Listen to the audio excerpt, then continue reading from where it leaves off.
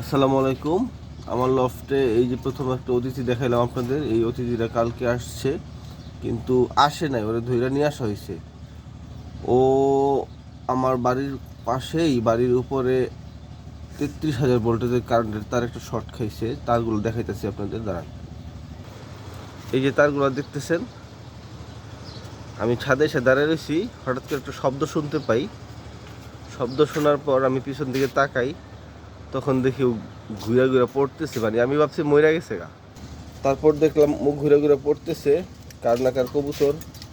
ও আমাদের এলাকার কারো কবুতর না, কারণ আমাদের এলাকায় যারা পালে তারা হুমার জাতীয় কবুতর পালে না, তারা কি গিরিবাজ গোল্লা এগুলো পালে। আমি ছাড়া আরেকটা ভাই আছে, কিছু হুমার পালে, তো ওর কাছে এইগুলো নাই, এটা না, এই ধরনের নাই। আমি জানি ওর বাসায় কয়টা কবুতর আছে। যাই হোক, কবুতরটা কার কাছ থেকে জানে আসছে আল্লাহ জানে, বা কেউ কিনছে নতুন, হয়তো ছুটে গেছে।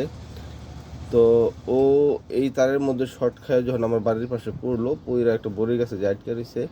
কিছুদিন আগে আমার কিছু কবুতর চুরি হয়েছে। চুরি হওয়ার মধ্যে কিছু রেড চেকার কবুতর ছিল, তো দূর থেকে ওরা রেড চেকার মতো দেখা যাইতেছিল। আমার ছাদ থেকে নিচে রেড চেকার বড়ি গাছের মধ্যে পড়ছে, তো রেড চেকার মতো দেখা যাচ্ছে। আমি ভাবছি আমার কবুতর মনে হয় ছুটে আসছে। যাই হোক, আসার পর যাওয়ার পর আমি দেখলাম যে ও পড়ে রয়েছে। ও আমার কবুতর না, কিন্তু কার কবুতর তাও জানি না। তারপর আমি একটা কোটা নিয়ে পারলাম, নিচে পড়লো, পইরা আবার কি করলো, হালকা একটু উড়াল দিতে পারলো। উড়াল দিয়ে কী করছে জানেন, এই পুষ্করিণীর মাঝখানে, এখন মরার উপরে খাড়াগা।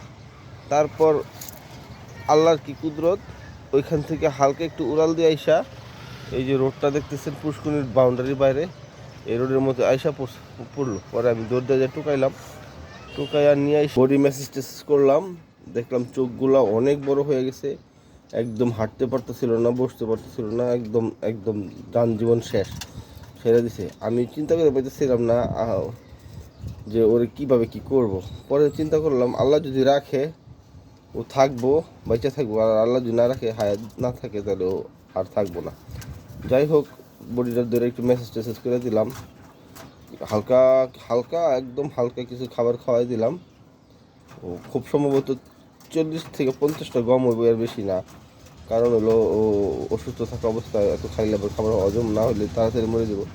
একটু পানি দিয়ে বডিটা মেসেজ করে দিয়ে রেখে গেছি রাত্রিবেলায়, সন্ধ্যার সময়। এই যে আজকের অবস্থা, ও দাঁড়ায় আছে।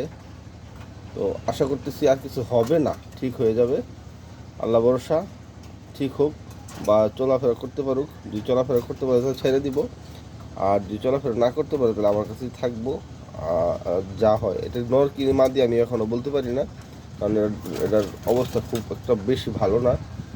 ওর ওই যে লড়াচড়া, কালকে পায়খানা ছিল না, আজকে পায়খানা করছে। পায়খানা ড্রপিংটা ভালোই দেখা যেতেছে, এই যে ড্রপিং।